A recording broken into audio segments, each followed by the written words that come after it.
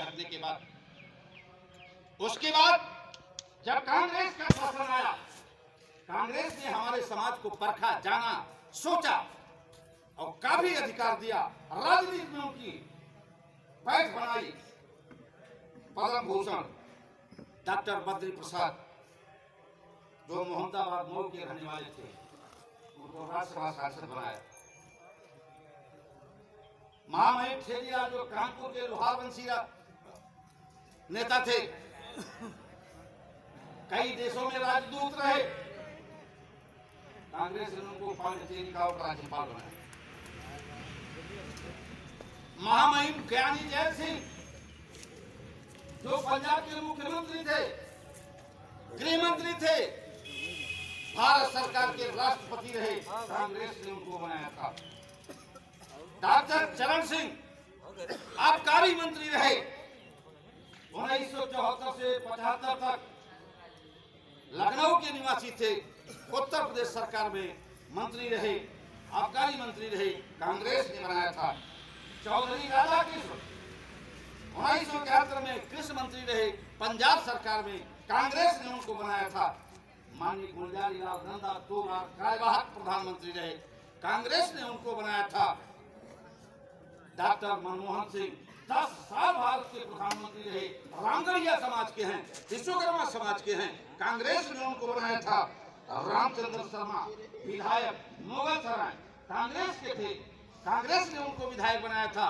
और रामेश्वर भाई बबेरू बांदा से विधायक रहे, कांग्रेस ने उनको बनाया था। बाकी जितनी पार्टियां हैं बताओ, लालीपाप चटाती हैं आपको, बैक दरवाजे से आपको भेजने का काम करती हैं और कहते हैं कि समाज का वोट ले आकर के मेरी झोली में डाल दो, मैं मुख्यमंत्री बनूं, मैं प्रधानमंत्री बनूं और ये विश्वकर्मा समाज गुलामों जैसा जीवन आजाद भारत में जिए। ऐसा ये पार्टियां कर रही है। कब आपके अंदर राजनीतिक सोच होगी? ये तो मुझे राजनीति से हमेशा बचो। मैं एक घटना की चर्चा कर रहा हूँ। देवरिया में हत्याकांड हुआ, प्रेमचंद यादव की हत्या हुई। उबाल में आकर के वहां की भीड़ ने 6 ब्राह्मणों की हत्या कर दिया। उस ब्राह्मण की मदद करने के लिए उप मुख्यमंत्री ब्रजेश पाठक, वहां का विधायक, जितने भी समाज के उसके विधायक सांसद थे, सब पहुंचे, उसकी आर्थिक मदद किया, राजनीतिक मदद किया। और इस प्रदेश का मुख्यमंत्री, क्योंकि उस घर का एक लड़का गोरखपुर के अस्पताल में भर्ती था, हमारे प्रदेश का मुख्यमंत्री भी उससे मिलने गया और उसको आश्वासन देकर के, और आज उस समाज के लोग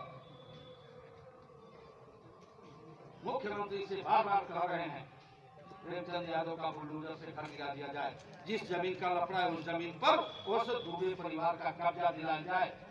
मुख्यमंत्री महोदय उस पर कार्रवाई। इधर कानपुर के शाहजहां निनाया गांव में 2 विश्वकर्मा व्यक्तियों की हत्या होती है। हमारे सामाजिक नेता गए, लेकिन उन सामाजिक नेता जो अपनी अपनी पार्टियों में हैं, अपने पार्टी के मुखिया से ये नहीं कहा कि हमारे समाज के साथ इस तरह का अन्याय हो रहा है, उसके लिए कुछ करो आप। मुलायम सिंह यादव भी गए थे वो देवरिया, लेकिन कानपुर नहीं जा सके। अखिलेश यादव भूल हो गए, अखिलेश यादव कानपुर गए, लेकिन वहीं से 25 किलोमीटर दूर पे शाहजहां निनाया गांव था, लेकिन वहां नहीं गए। और उस पार्टी में रहने वाले हमारे समाज के नेता अपने मुखिया से ये नहीं कह सके कि अगर हमारे समाज का भला नहीं होगा, हमारे समाज को न्याय नहीं मिलेगा, जैसे आप देवरिया में बोल करके आए हैं कि हम इनकी मदद करेंगे प्रेम यादव के घर में, और ब्राह्मण के घर में भी बोल करके आए हैं कि हम इनकी मदद करेंगे, हम इनका सम्मान करेंगे। हमारे समाज का सम्मान कब होगा? आप लोग ये नहीं कर सकते। आप चिट्ठी लिखते हो, मुख्यमंत्री को चिट्ठी लिखते हैं, उस घर में 2 नौकरी दे दी जाए, उसे 50-50 लाख रुपया दिया जाए। अरे कोई वैसी घटना हो जाती है तो अखिलेश यादव जी अपने कोष से, पार्टी कोष से लाख रुपए दे देते हैं। लेकिन मेरे समाज के लिए पैसा नहीं है क्या आपके पास कि वो एक हमारे एमएलसी महोदय हैं, वो भारतीय जनता पार्टी में, वो मुख्यमंत्री से मिले गए थे, उनकी फोटो मैंने देखा टीवी पर। वो कह रहे थे कि 2 नौकरी दे दीजिए साहब, 50-50 लाख रुपया दे दीजिए, बड़े गरीब हैं विश्वकर्मा लोग। योगी आदित्यनाथ उधर देख भी नहीं रहा। ये हमारे समाज के गुलाम नेता हैं। 10 साल बाद आओ, अपनी मड़ैया बनाओ।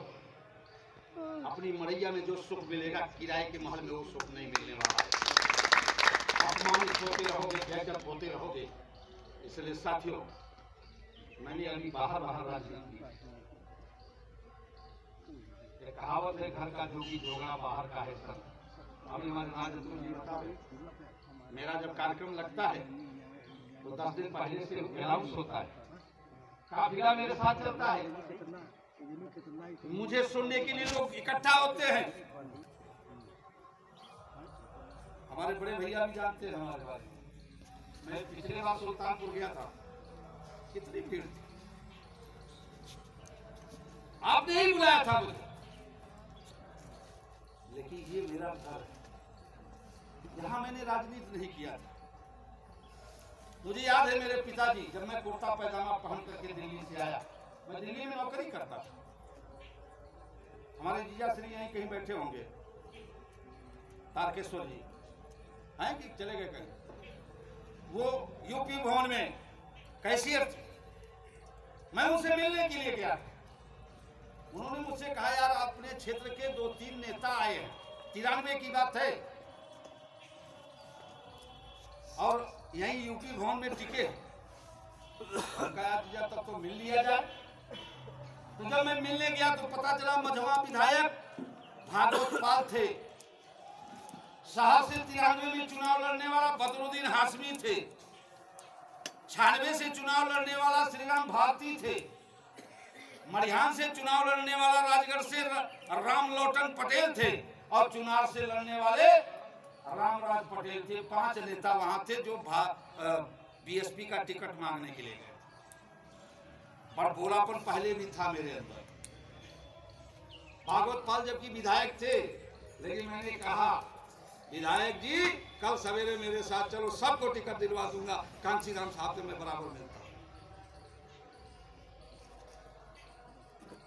भागवत पाल ने कहा, चलो विश्वकर्मा जी, कल सवेरे आपके ही साथ चलेंगे। हम सबका टिकट फाइनल हो गया है, केवल श्री राम का रुका हुआ है 96 विधानसभा का। इनको अगर आप टिकट दिलवा दोगे तो हम जानेंगे कि आप कांशीराम साहब से बड़ी अच्छी पकड़ है यार। जबकि छात्र जीवन में उनके साथ हमने साइकिल कराया था 89 में कांशीराम साहब के साथ। उसके बाद फिर कभी नहीं मिला। जब मैं गया, कहूंगा भारत में बहुजन का ऐसा नायक था, बहुजन का ऐसा नेता था जो भूला नहीं। उसने कहा, शिव प्रसाद इसको क्यों लेकर के आया है? और मैं पढ़ा के लेके गया था कि श्री राम सीधे पैर पे गिर जाना, बाकी हम कटिंग दिखाएंगे पेपर की। श्री राम तो पैर पे पड़े हैं। कांशीराम मुझसे कहते हैं कि शिव प्रसाद को इसको क्यों लेके आया? मैंने कल ही निर्णय कर दिया था। हम कहा, सर ये कटिंग है, आपका वक्तव्य है कि दूसरे नंबर के विधायक का टिकट नहीं काटा जाएगा। कहें किसने कहा? चलो कार्यालय में वही करूंगा मैं।